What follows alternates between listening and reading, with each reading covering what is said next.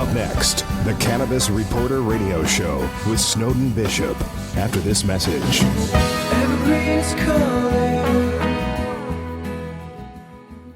Most people don't realize that cannabis is serious business that requires serious technology solutions. Hi, I'm Terry from Sunstate Technology Group, where we are seriously proud to provide technology and security systems that help cannabis companies compete and succeed. From planning and expansion to hardware and daily IT support, I'm here to tell you that having the right technology is critical to security and smooth business operations. Partner with a technology team that understands the unique needs of this industry. For details, visit sunstatetech.com/cannabis. sunstatetech.com/cannabis. And now, it's time for the Cannabis Reporter Radio Show with Snowden Bishop. Listen in as Snowden interviews cannabis industry pioneers, marijuana experts, policymakers, medical practitioners, patients, and other amazing individuals with compelling stories to share. It all happens right now. Here's the Cannabis Reporter, Snowden Bishop. Hi, and welcome back to the Cannabis Reporter Radio Show. I'm Snowden Bishop, and I'm happy you could join us. Some of the earliest evidence of cannabis used for medicinal purposes can be traced back more than 4,000 years. A Neolithic grave site, which dates back to somewhere between 2200 and 2500 BC, was discovered in the Netherlands, and what makes it interesting is it contained large amounts of cannabis pollen mixed with small amounts of meadowsweet, which was an ancient remedy to reduce fever, suggesting the grave belonged to someone with a serious illness who had been treated with cannabis.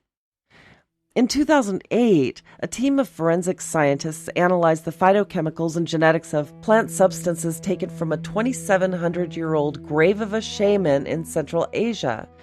Through various methods, the scientists were able to ascertain that the samples were from multiple different cultivars with similar concentrations of THC, indicating they had been methodically cultivated in a crop for their medicinal purposes. The earliest Chinese pharmacopoeia, which dates back to 100 AD, describes the medicinal properties of cannabis, or ma as it was known then, and early documentation shows that it was used during surgery as an anesthesia and commonly administered for treating a wide range of ailments, including pain, hair loss, nervous disorders, toxicities, scorpion stings, postpartum depression, digestive tract problems, and parasites, including tapeworms, just to name a handful of uses. Cannabis has been listed as one of the 50 fundamental herbs used in traditional Chinese medicine since the practice began.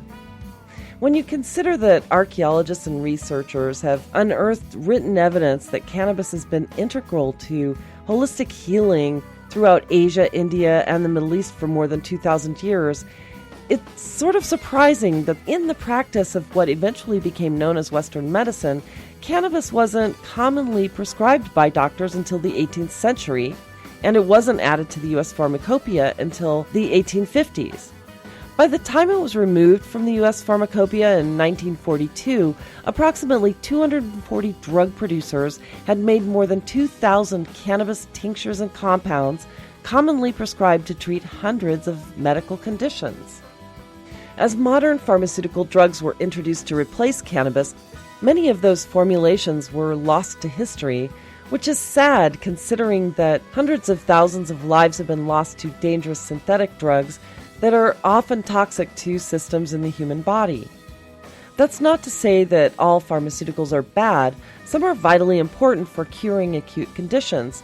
But with the resurrection of science supporting the use of cannabis for treating conditions that don't need such harsh drugs, comes an opportunity to reinvent some of the tinctures and compounds that had worked for thousands of years before synthetic drugs took over. That's the topic of today's show, and we have a returning guest who's here to walk us through the ways in which the ancient remedies will help to shape the future of medicine. James Carberry, who we know as Jimmy, is a cannabis advocate, formulation expert, educator, and glaucoma survivor who discovered that cannabis was the only remedy to save his eyesight more than 30 years ago. In the late 1990s, he helped to open the first legal dispensaries in California, Since then, he has trained over 350 people to be professional dispensary technicians, and today, as co-founder and CEO of Undo, he holds the patent for a revolutionary treatment to reverse the intense euphoria of marijuana. His vast knowledge of ways in which cannabinoids affect the human body guides his development of cannabis tincture formulations to address some of the most insidious infections like E. coli and other conditions that are resistant to or made worse by pharmaceutical drugs. Jimmy, thank you so much for joining me today, and welcome back to the show. Thank you so much. So you've been a formulator for a while. Yes. And one of the things that I just think is so fascinating is that you've got these remedies that are almost like cottage remedies that work so well when traditional pharmaceuticals don't work.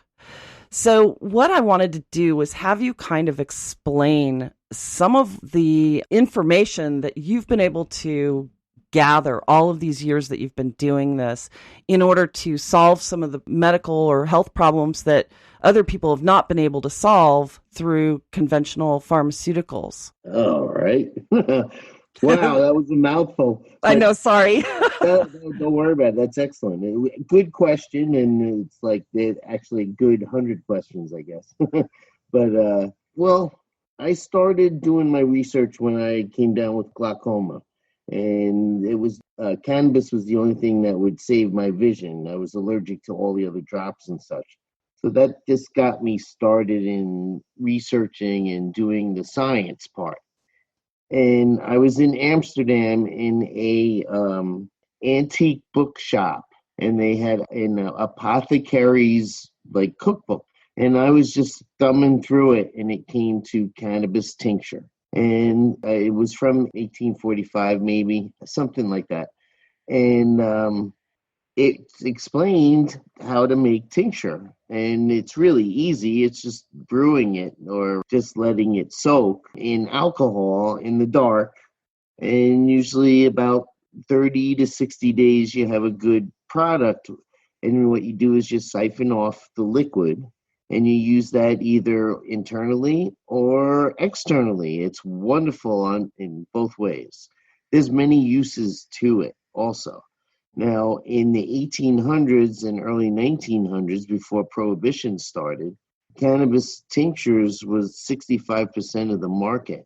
And every one of the large pharmaceutical companies, I mean, the ones that are around today, had cannabis tincture as one of their medicines that they gave. Bayer was one of those, actually. Very good. That's correct. Yeah. And Merck. Yep. You know, that's really what they started on, those kind of concoctions. And also each individual pharmacy, because there wasn't like Walgreens, it was like a little guy who had his own little pharmacy on the corner. He would make his own concoctions and tinctures. And so they would vary in quality and strength also. So what happened is when the big pharma started making their own, there was no regulation, so they would try to make it as best as they could. So each bottle was exactly the same. So quality control also. And so it came to a point where the hospitals had to go and use certain companies' tinctures in their hospitals. Yes, I said hospitals. They used it in the hospital. For all the reasons, antiseptic, all the reasons, pain relief, inflammation. Remember, they didn't have penicillin, and so there's a lot of good reasons to use tincture as an antibiotic. Well, that is fascinating to me. When you say 60% of medicine that was being dispensed by hospitals and apothecary pharmacists and compounders were cannabis-based medicines. That's what you're saying? Correct. Wow. For babies, for teething, it's unfortunately we've had cannabis amnesia, medical cannabis amnesia, because, thousands of years of use medically, has been documented. So, and specifically tinctures. Okay, it's a doctor called Dr. O'Shaughnessy, and he was from Great Britain, and he went to India, and he studied cannabis in India, and he wrote reports. He began making tinctures, and he brought cannabis to Western medicine. Okay, he is the godfather of cannabis medicine because he saw the uses and lectured and taught and everything. He was an amazing physician. And so he was the first cannabis doctor, really. O'Shaughnessy, that Dr. O'Shaughnessy. And so anybody wants to research that, check it out. I mean, it's a pretty amazing story. It's an amazing story to go from India and learn about it in India and then bring it back to Great Britain and teach all the doctors of Great Britain and then the world, basically. Right. So what year was that? Do you know? It has to be in the 1820 to 30s.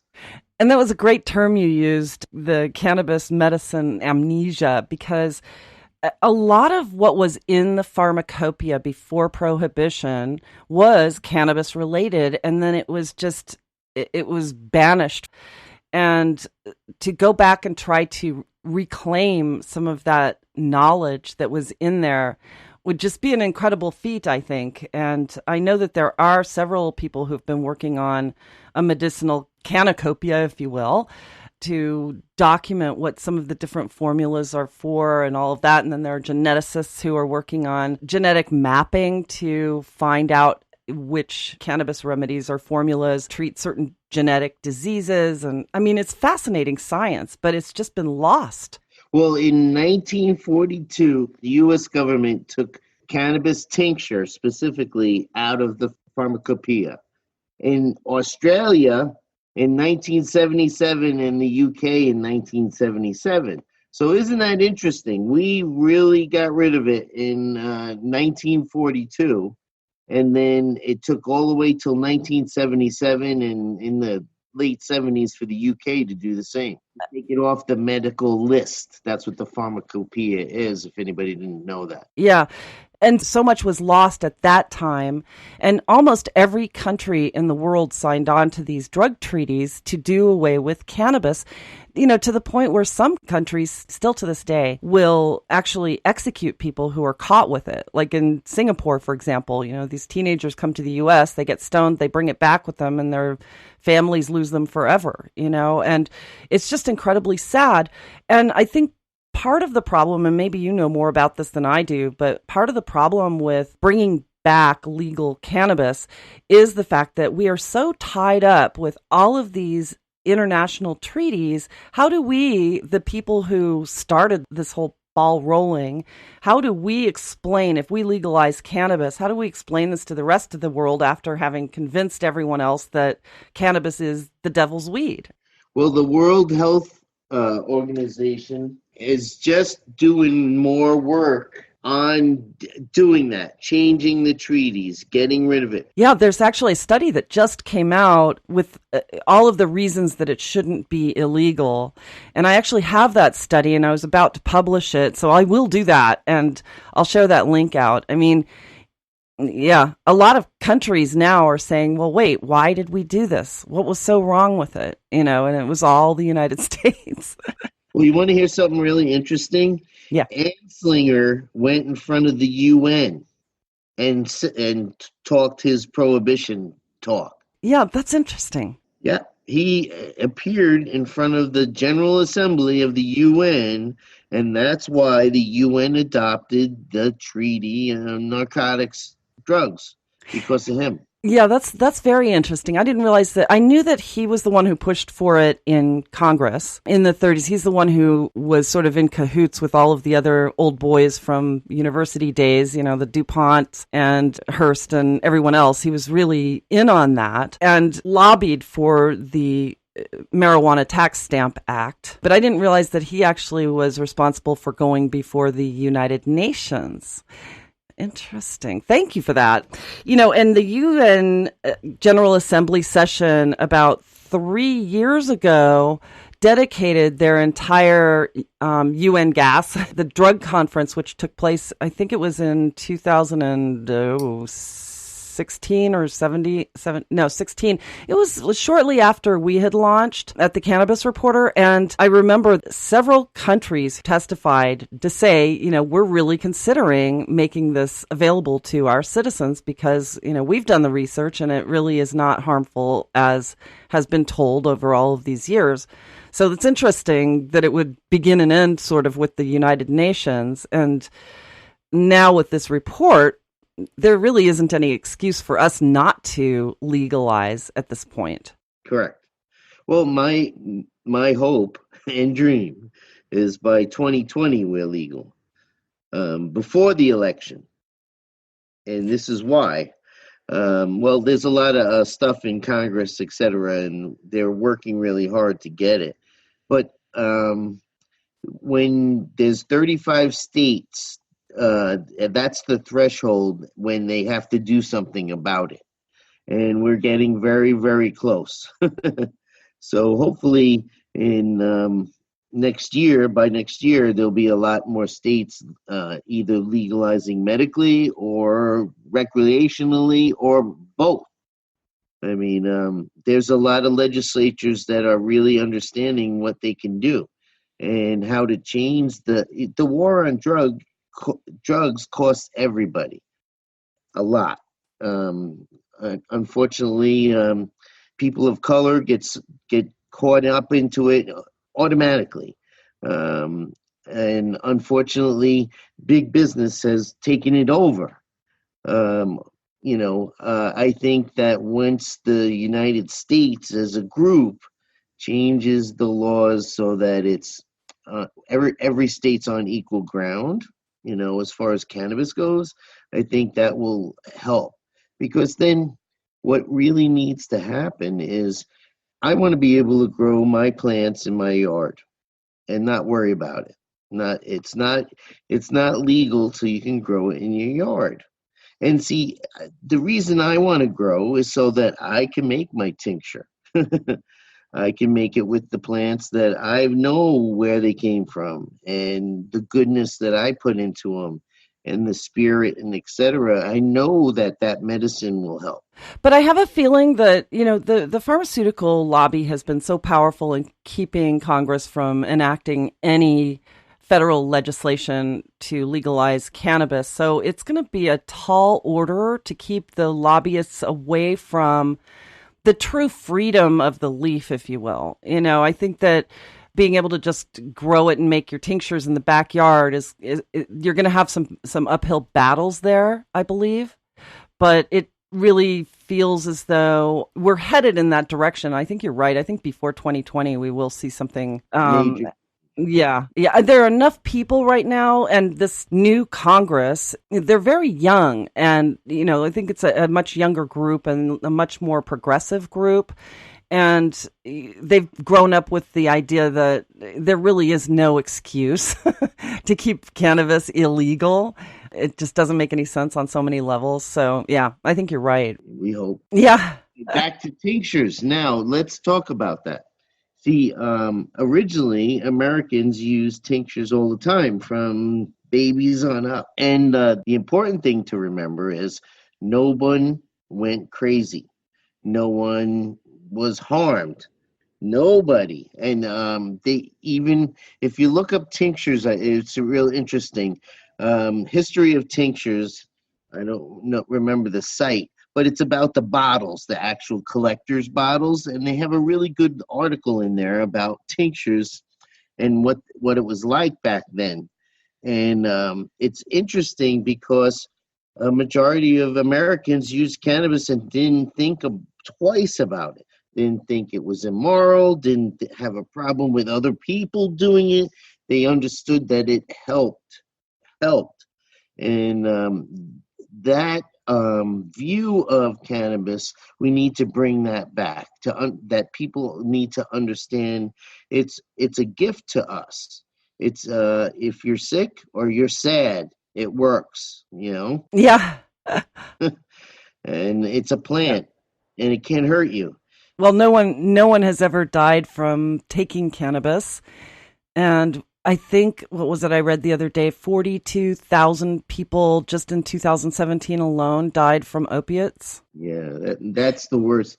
That's the saddest part, because in the 70s, they did research with heroin addicts and cannabis, and it helped because the overdose rate went down when they did it together, and they eventually quit because of it. Using cannabis to quit drugs is a long history of that. Tobacco use, same thing. The Back in the 1800s, early 1900s, they would mix cannabis leaves, just the leaves, hemp leaves, and make cigarettes out of them, and they would smoke that instead of cigarettes. And it works. It's wonderful.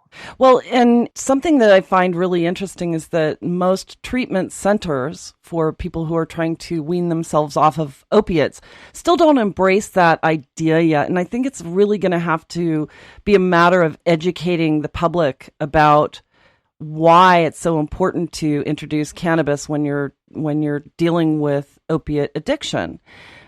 And it works. It does work. And there are plenty of studies underway right now, but it's just not mainstream knowledge yet. And it's going to be a matter of convincing these treatment centers where they have in-house addiction treatment that cannabis should not be one of those banned substances, and it's education, and well, that's why we're here. So that's what I was just going to say. People like you who are spreading the word. I'm honored to be on your show and to talk to you and to know you, because it's us little people with big mouths that's going to change the world. Yeah, it's just so important. But thank you for that anyway, by the way. And, just getting into those corners of the world where there is still that huge stigma. I've been an activist for over 30 years, and, everybody, I like the people that walk the walk and talk the talk, and don't talk and don't walk. You know what I mean? Yeah. People need to really not try to understand. Well, with everything in life, everything changes. And so embrace that change and change yourself so that you can understand other people, and how cannabis specifically, now I'm talking about, because the anti people are like, oh, that's, there's a moral issue with stopping cancer. There's a moral issue. That's correct. We should be doing it every day in every way to stop people from dying, not to put an emotional or a moral thing on a plant that is a given. It's been given to us by God. Well, what I find really interesting is that the ancestral memory of reefer madness is still prevalent in our society today. And it just goes to show you how impactful false propaganda can be. And we've seen it recently too, obviously. I mean, there's so much false propaganda that's trying to influence people in ways that, we haven't seen in our generation really on this level.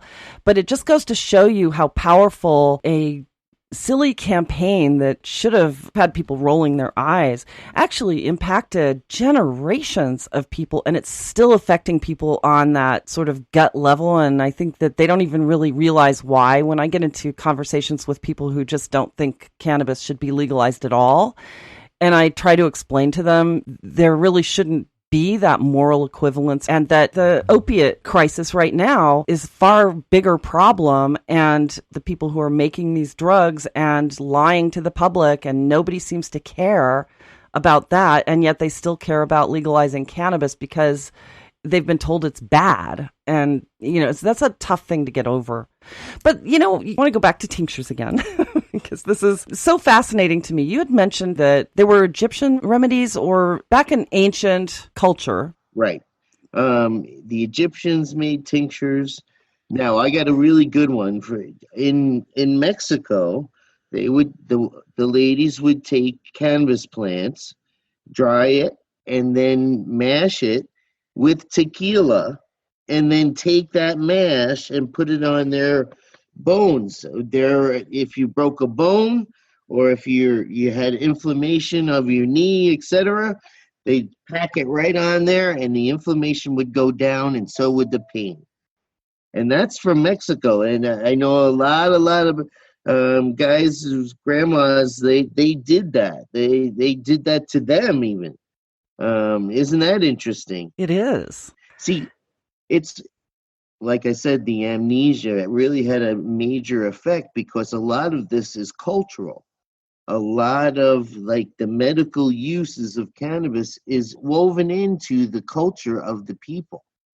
And it's ancient culture. So it's like, it's not in books or the computer for sure, but a lot of these things have been passed down in their families for a long, long time. And then that specifically I'll go back to India, who has a really long, India and China have been using cannabis for eons, and they've written about it and they did studies with it, and they embraced it as medicine and as a spiritual and a healthful thing.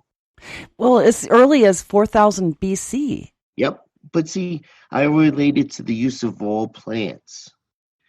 It's like food. It's part of our being human. It's a essential additive to, I guess, our human evolution. I really mean that, because our endocannabinoid system, which is the root base of our whole existence, is connected to a plant outside our bodies. And that plant can affect our bodies in such miraculous ways that we need to understand that that's something very, very special. Absolutely it is. And I'm glad that you brought that up, because with the endocannabinoid system, what I've learned with number of interviews and just general research, and it should be common knowledge by now, that a lot of the age-related diseases that are so common in our society are actually deficiencies in the endocannabinoid system. And once you start giving someone who's deficient some cannabis, it seems like their entire life transforms. It's incredible to watch. And I've seen it. There's a real good, I don't know if it's a study or a paper by Dr. Ethan Russo, and he talks about that exact thing. It's how we are endocannabinoid deficient, and you get diseases like fibromyalgia, except all of them. I could talk for probably 10 minutes just saying what ones they help, that cannabis helps. Go for it, yeah. Well, but who was it? Somebody in one of the states, one of the Congress people, they said that people at the age 65 should get their card free, automatic. That's a great idea. Well, first of all, I don't think you should have to pay to get a card. You got to pay enough to get your medicine and go to the doctors and etc. I think that the state should definitely give you your card. I couldn't agree more. And how about this? It's for life. I have glaucoma. My glaucoma is not going to get better by next year. Okay? People with cancer, yeah, if they live, thank goodness they're living a good life, they need to keep that cannabis in them. They need to keep those levels of titration up in their bloodstream so that cancer doesn't come back. I mean, I have a real issue with the timing. You got your card, Jim, and then, okay, now you got to wait, you got to renew it and pay for it next year. Yeah. And it's not just the fee to the state. I mean, you have to literally go and spend the money at a clinic to have them tell you what you already know, and go to a doctor before that to make sure you've got something current that says you're still suffering. Right. Okay. The number one reason to get a cannabis card, a medical card, is pain in the ass. You know what I mean? If they made it easier for people, it would be so much better. Try to work with people. Don't see, but they stigmatize by having programs the way they have them. As a patient, I'm stigmatized. I have to go and do special things that no one else is allowed to do to get my medicine to feel better. That's silly and it's ridiculous and it's hurtful, I believe. Well, it's a deterrent too for people who just simply can't afford to go spend that money.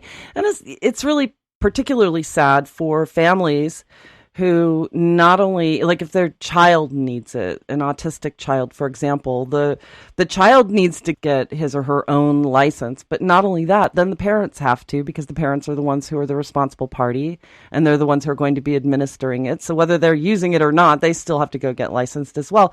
So you have a family, two parents and a kid who needs cannabis. The parents have to go and spend, $300 a piece, and then the child $300. So by the time you're done, you've got $900, and some families just simply don't have that to spend. Well, the more hoops you put up, the harder it is to help people. And that's, and see, now here it goes even further, because we'll go back to tinctures. It comes right back to tinctures again. Okay, tinctures are a wonderful way to do cannabis as medicine, both external and internal. I said that. Now, if it was easier to go and to Walgreens and get a bottle of tincture, a certain amount of THC, CBD, the whole thing, it's tested and it has it on the label. What is wrong with that? I don't understand. You need to get a card. Why? I could go in and get opioids and kill myself out in the car. I mean, it makes no sense to me. Well, and then also, about the state of Arizona actually banning tinctures, banning extracts, and saying, oh, we don't define marijuana that way. Marijuana is only dried flower that you smoke, which is ridiculous. How are you going to have a child smoking marijuana? I mean, yeah, I know. Well, that's why the utility of tinctures, because you can put it in your tea, your coffee, you can put it in your food, you can put it everywhere. I mean, that's what's the most wonderful uses of tincture, is that you can be discreet about it. You don't smell up the neighborhood smoking a joint, and you could be effective very strategically. Also, you can be really efficient in your medicine, because you can do, okay, I did 10 drops today, this morning. I feel good. My pain is whatever it is better. And then you can wait till lunchtime and say, I could do 5 drops instead, and see how that works.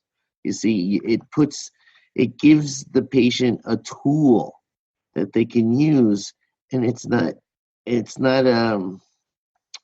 harmful.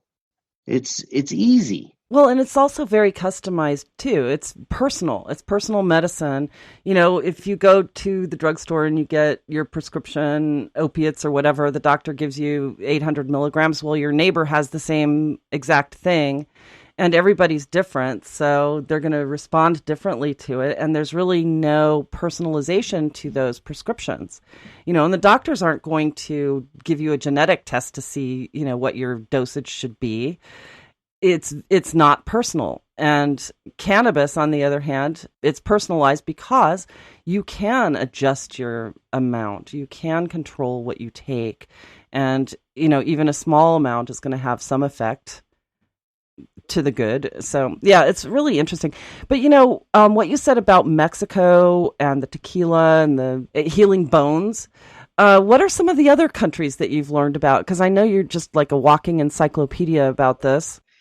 Anywhere that cannabis is part of the culture. So like in Africa, I just started doing research on Africa, and in South Africa, they have the highest population of cannabis users in the world. I never knew that. I just found that out. I didn't know that either.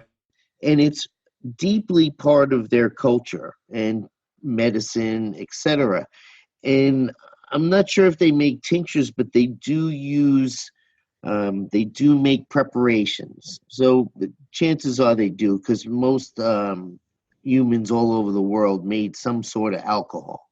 I mean, that's because if fermentation happens without us, so then all of a sudden, hey, that apple, whoa, that's how they found out about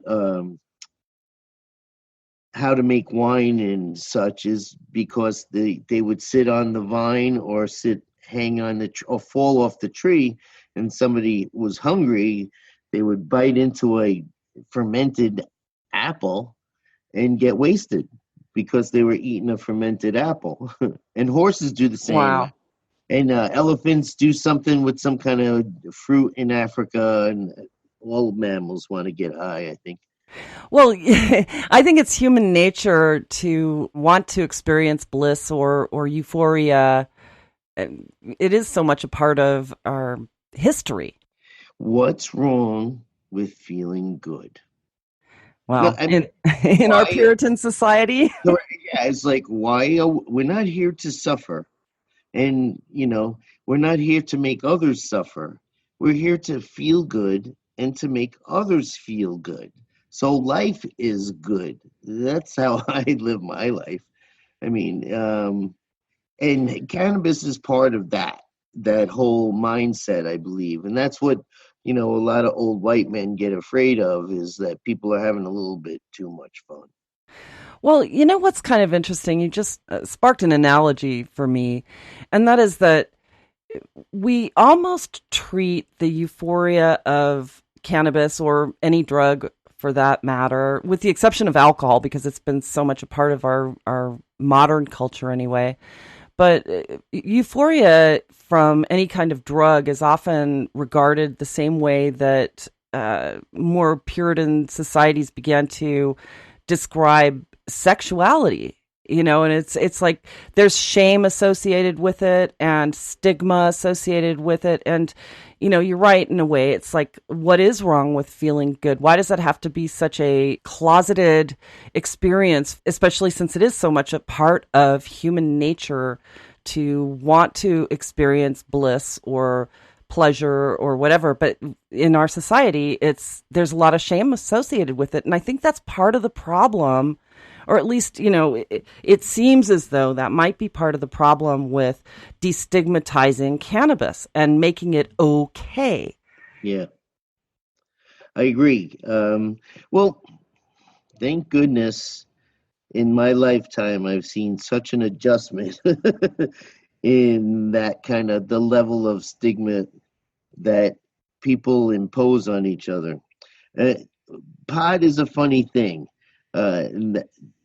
Just saying that is exactly true. I mean, people they called it in the 30s, they called it giggles, muggles, things like that. In the old movies, they showed ladies laughing their asses off. It was, it was interesting. To feel good with cannabis goes beyond just your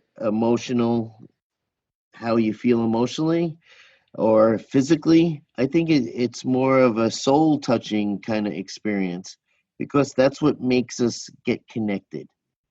You partake with people, and they're automatically your friends.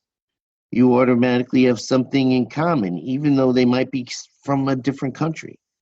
But you have a connection, and that's a special thing. Well, if you think about it, alcohol has been a big part of celebration or grieving or bringing people together. It's like, when were you at a party that didn't have alcohol? And in a way, that's okay because that's our society. It's okay.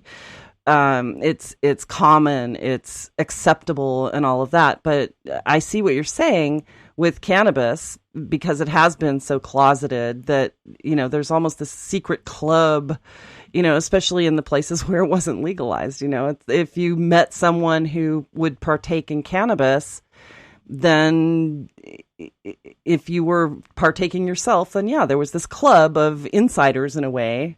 I was sort of an outsider for me. I was such a lightweight when it came to that sort of thing that I just never, I never really got into it just for the sheer pleasure of it, which is what makes it so funny that I'm doing what I'm doing as such an advocate, because it was just never part of my youth experience. I just didn't like being inebriated. I didn't drink much either, So, but it seems as though what you're saying is so very true. And I think that we as a society will eventually get back to that place where it is just as acceptable as alcohol. And in fact, it might even be more acceptable eventually once people are educated, because alcohol can kill you and cannabis cannot. It's a safer way to imbibe, if you will. Yeah. But, I wonder too about places like in Singapore, where possession is punishable by death. Before Singapore became what it is today, clearly they were part of that Asian culture, and cannabis was very much a part of Asian culture in ancient times. And, you were saying that it's been, millennia. Well, the very first discovery of the use of cannabis for specific medical purposes was discovered in an archaeology dig that dates back 4,000 years before Christ, or BC. So that area was not an island. Clearly, it was continent wide. So when you consider where they've come from, thousands of years of usage to this really strict punitive law about cannabis, how are we going to get those societies to start to embrace this as medicine and realize that it's safer than opiates, and realize that it's going to help people who cannot be helped by conventional medicine? How do we do that? It's complex, okay, because Asian culture is different than ours, and their stigmas are different. So it's more, they look at, well, besides the draconian laws, they look at it as, you're embarrassing our family by doing this. You're embarrassing your mother and your father and your grandfather and your grandmother. They are embarrassed by you.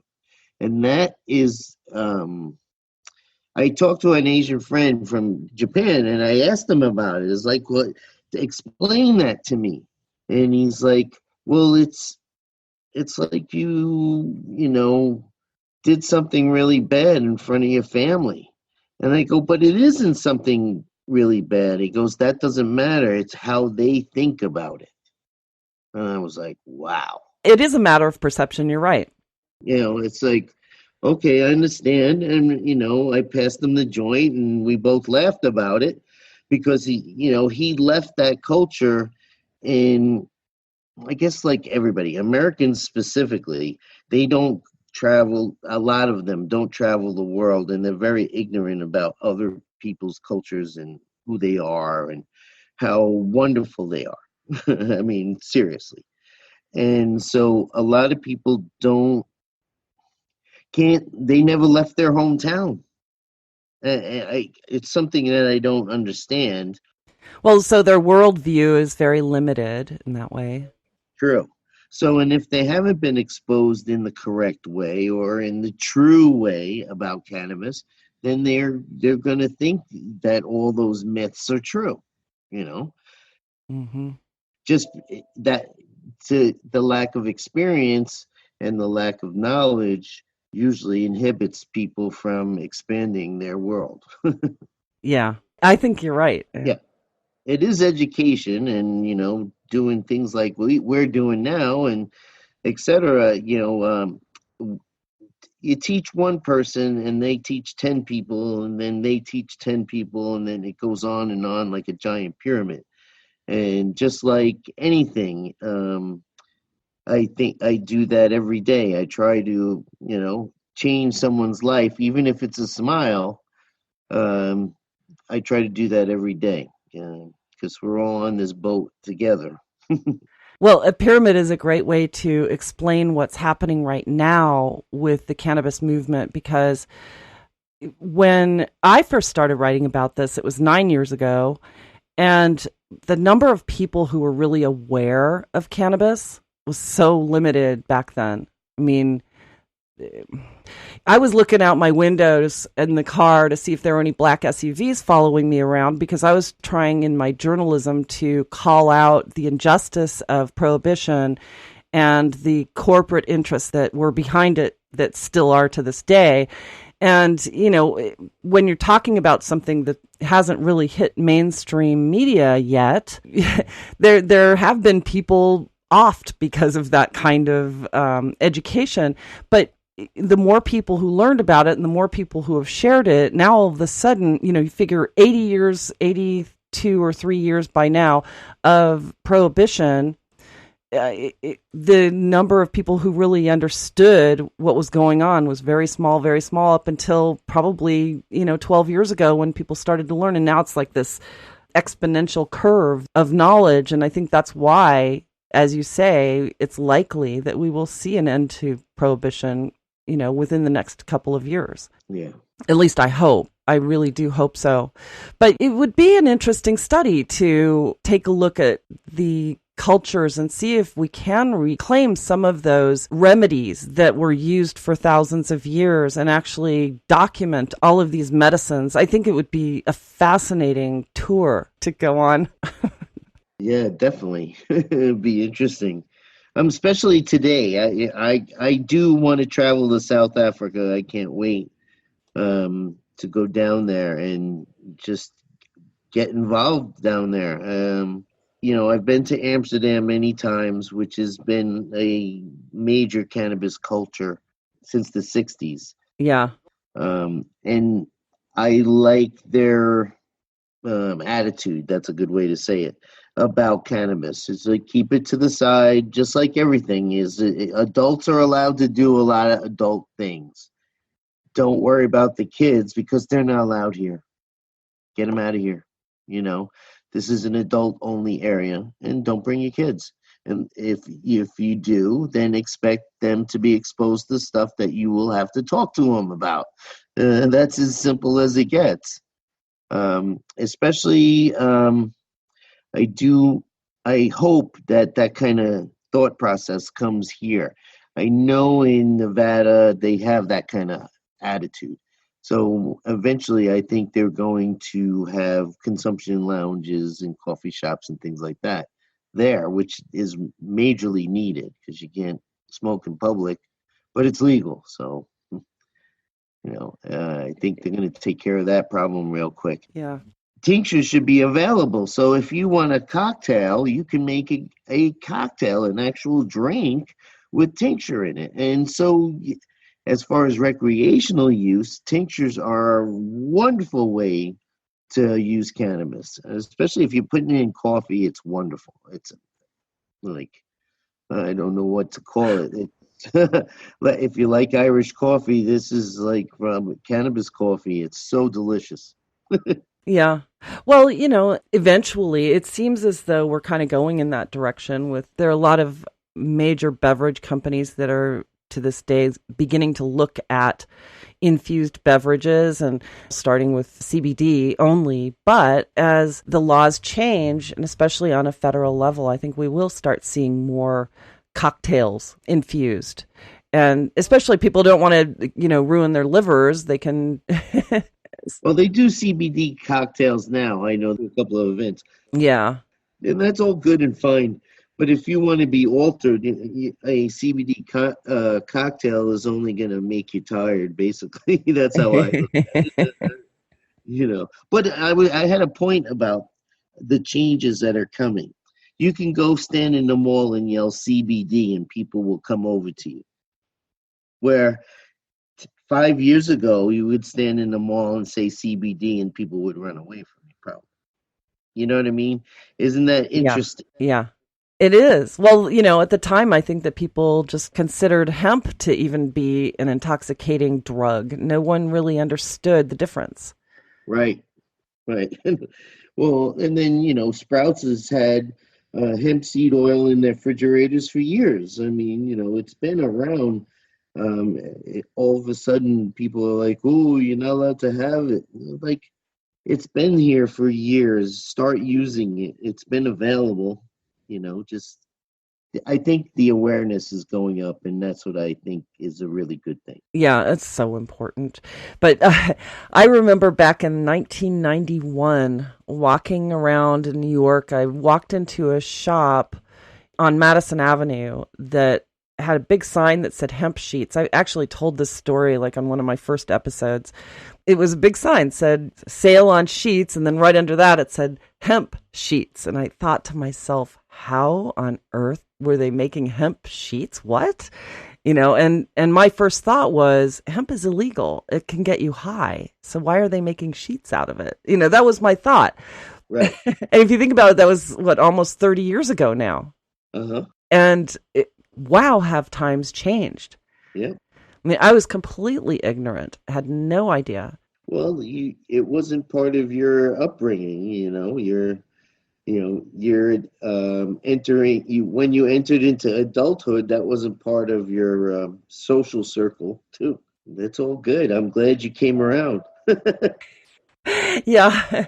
Well, me too, and I had to be educated. Yeah. But I found the whole thing fascinating when I first learned enough about it to start writing about it. And quite frankly, it was Jack Herer's book that got me to start with. And, I was doing some research on unsustainable agricultural practices. I'm really big into climate change and environmental writing, and that's kind of where my roots are. Mm-hmm. And I stumbled upon Jack's book as I was writing an article, and that turned into, a 6-part expose on hemp back in 2010.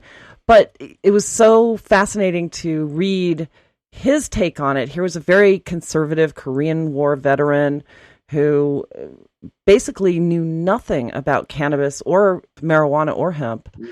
And he became angry when he learned that hemp was harmless. Mm-hmm. And that started a whole new phase of advocacy for him. But so many people like him were sold a bill of goods and told lies about it. And I really feel for the people who've worked in the drug war, in the trenches, killing people and chasing after criminals, and now they know about it. I interviewed an ex-DEA agent whose sole job was to go out and hunt down people who had cannabis. And I'm sure it wreaked havoc on his brain when he started learning about it. And it was a fascinating interview. His name was Finn Selander. Really an interesting guy. He's one of my first interviews, actually. Very cool. Yeah, it's just fascinating. Well, I'm really glad to be alive right now because I am so happy about the changes that are coming. And it used to be back in the 70s when good old Jimmy Carter was our president, it looked like we were going to get legal pot then. And I was excited, but I knew better not to just like, yay. But today I feel more confident that we are going to get it. And I feel more confident that the science is going to push that point. I think that once people understand the wealth of uses and also the wealth of help it will be for our earth, which is heating up rapidly. And if we planted hemp everywhere there's an empty field, we would change the world really rapidly, because then we could take that hemp and make bricks out of it and make houses, and then all the medicines. And make plastic, textiles. And it's fascinating. I'm writing a white paper right now on it because I'm a big believer that you cannot have a Green New Deal that will bring us to carbon neutrality within a decade unless you incorporate hemp. It would be impossible. Sure. And nearly everything that can be made out of petrochemicals can be made out of one single plant. How astonishing is that? And even though they're farmed trees, think about how long it takes for a tree to grow to maturity so you can chop it down and mulch it using toxic chemicals and vast quantities of fresh water to make paper. One tree is going to give you about a ream of paper.